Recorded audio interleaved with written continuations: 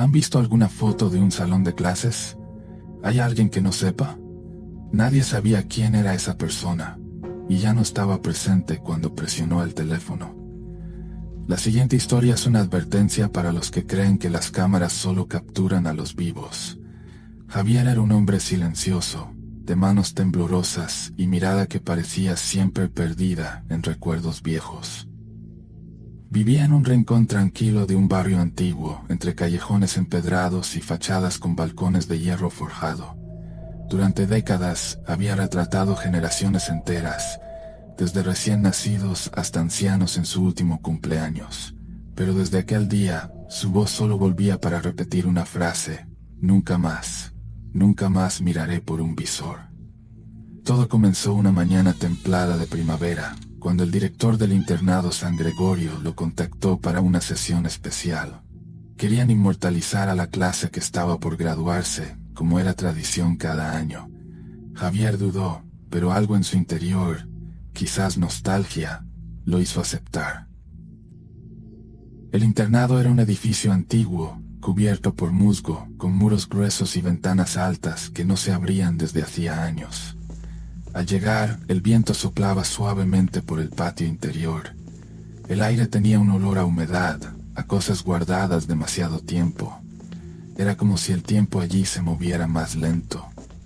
Eligieron como fondo un olivo centenario, cuyas raíces sobresalían de la tierra como venas de piedra.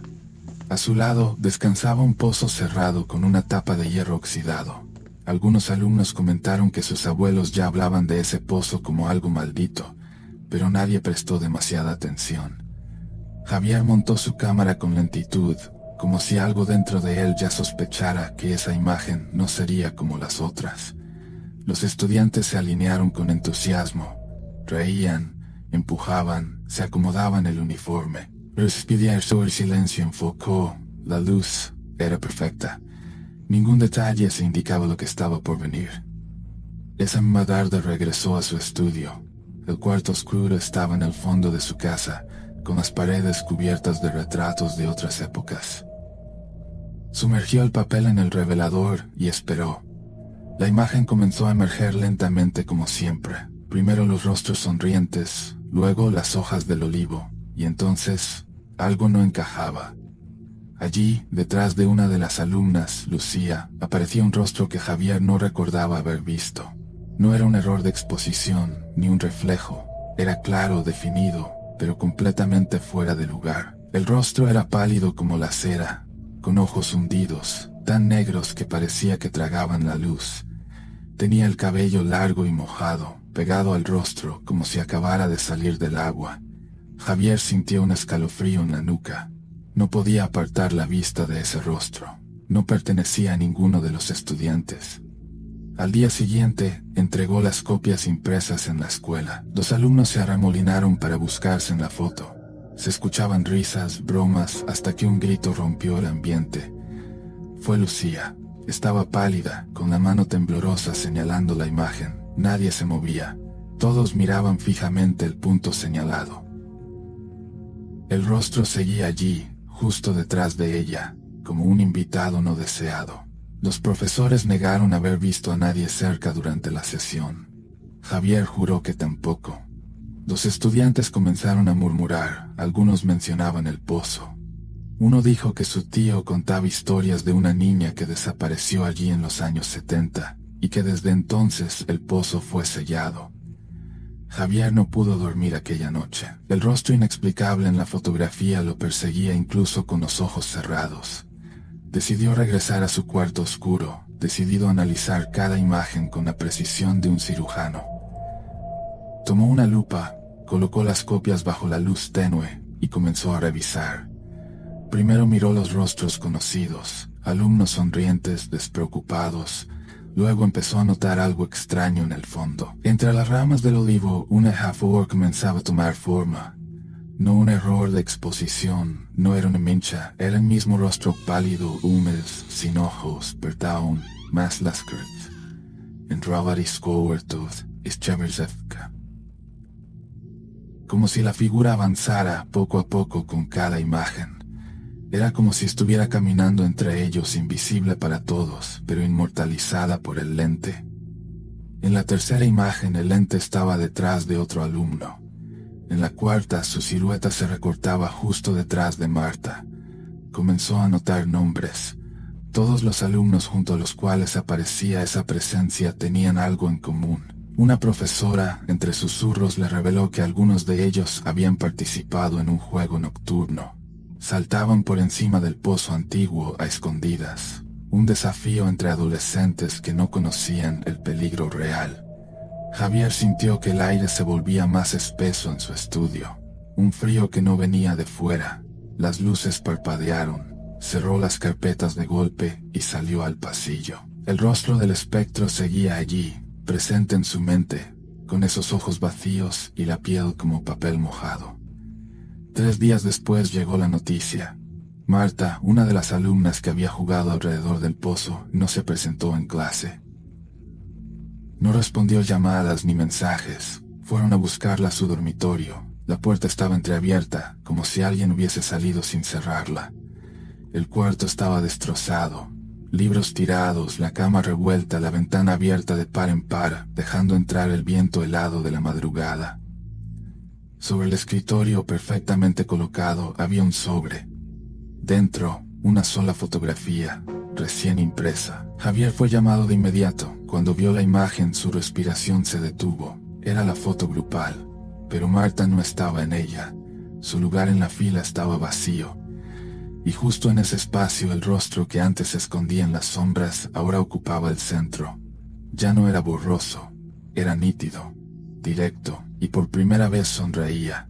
No era una sonrisa amable, era una mueca torcida imposible que revelaba una boca demasiado grande, unos dientes demasiado perfectos. El rostro no solo miraba a los estudiantes, miraba a la cámara, a él, como si supiera quién lo estaba observando. Javier dejó caer la foto. Sus manos temblaban. Los profesores intentaron explicarlo como una desaparición normal. Huyeron de la palabra maldición, pero nadie pudo explicar por qué esa foto estaba allí, o por qué desde entonces, cada vez que alguien intentaba tomar una nueva imagen del grupo, ese rostro volvía a aparecer. Después de lo de Marta, Javier no solo abandonó la fotografía, abandonó el mundo. Dejó atrás su estudio, sus carretes, los químicos, las luces rojas del cuarto oscuro. En su lugar levantó muros de silencio, apagó todo contacto con antiguos colegas y rechazó todo encargo. Para él, el mundo se había dividido en dos, antes y después de esa imagen. Quemó los negativos con manos temblorosas. Usó alcohol, fósforos, incluso rompió las placas de cristal con un martillo. Pero no importaba cuánto destruyera, el recuerdo seguía intacto. Más aún, había algo que volvía, algo que no ardía del todo. La primera vez que escuchó los 3 golpes, creyó haber soñado. Fue justo 1 año después del día de la foto. Medianoche exacta, 3 golpes secos, 1, 3. Bajó por las escaleras con el corazón apretado. Al abrir, el frío le cortó la piel como cuchillas de aire húmedo.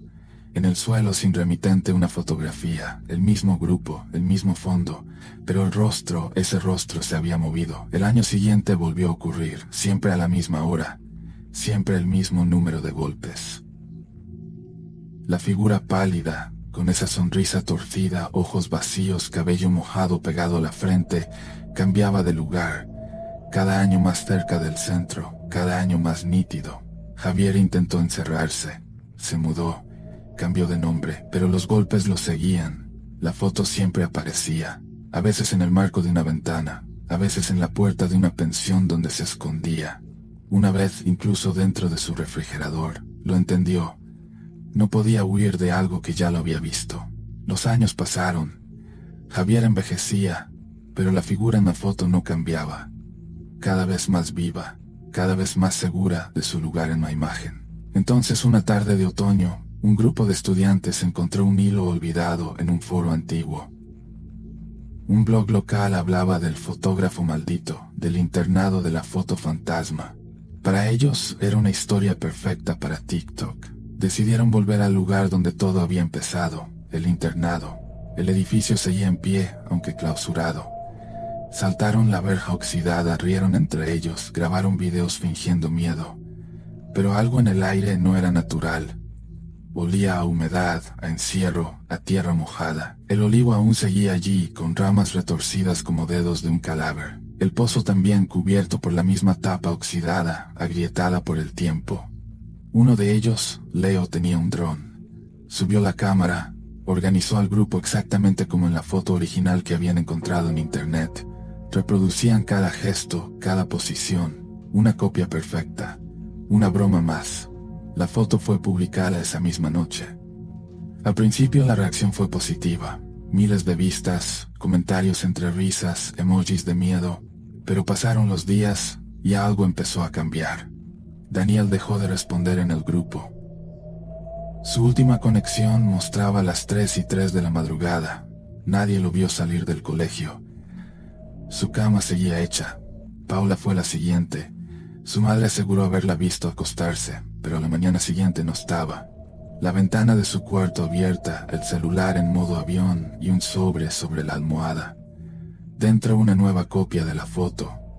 En ella Paula ya no parecía. En su lugar, el mismo rostro sin ojos, sin expresión, con una sonrisa más ancha. Nico desapareció tras una transmisión en vivo donde repetía: hay algo en la foto que no estaba antes, se mueve, creo que respira. Luego, pantalla en negro, nunca más se supo de él. Leo, el último, intentó advertir, publicó un hilo en su cuenta privada. La imagen cambia, cada día. Primero fue Daniel, luego Paula, luego Nico. Ahora, estoy justo al lado.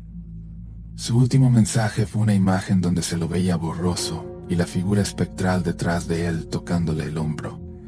La cuenta fue eliminada minutos después. No quedó rastro del hilo, ni de Leo. Su mochila fue encontrada en una parada de autobús. Vacía, salvo por una foto impresa y arrugada. Cuando Javier recibió la noticia, por boca de un periodista joven que aún lo buscaba por curiosidad, solo repitió en voz baja como quien reza: les advertí, la imagen no olvida, y él siempre vuelve a buscar su sitio en la fila. Esa noche Javier no se levantó para abrir la puerta, pero los 3 golpes sonaron igual, más fuertes, más urgentes. Al amanecer un vecino encontró la puerta entreabierta. Dentro sobre la mesa una sola foto, pero no del grupo original.